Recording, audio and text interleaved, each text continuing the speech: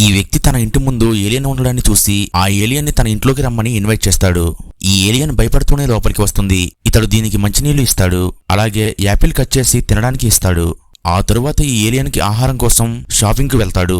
అలాగే ఈ ఏలియన్ కు టాయిలెట్ ఎలా యూజ్ చేయాలి, అలాగే ఎలా పడుకోవాలి అనేది నేర్పిస్తాడు. ఆ తరువాత తన ఫ్యామిలీ ఫోటోను చూపించి వీరంతా నా కుటుంబం అని చెప్తాడు.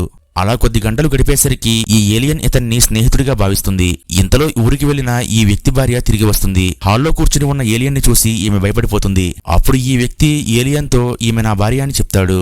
అలాగే తన భార్యతో మన ఇంటి వెనుక పెద్ద స్పేస్ షిప్ పడింది, అందులో నుండి ఈ ఏలియన్ బయటికి వచ్చిందని చెప్తాడు. అయితే దీనివల్ల మన ప్రాణాలకి ఏమీ ప్రమాదం ఉండదని కూడా చెప్తాడు. కానీ గ్రహాంతరవాసి అవడంతో ఈ మహిళకు ఈ ఏలియన్ చూడగానే భయం వేస్తూ ఉంటుంది. ఇతన్ని ఎలా అయినా తన ఇంట్లో నుంచి పంపించేయమని తన భర్తను బ్రతిమలాడుతూ ఉంటుంది. అయితే ఈ ఏలియన్ తన గ్రహానికి తిరిగి వెళ్లడానికి స్పేస్ షిప్ ని రిపేర్ చేస్తూ ఉంటాడు.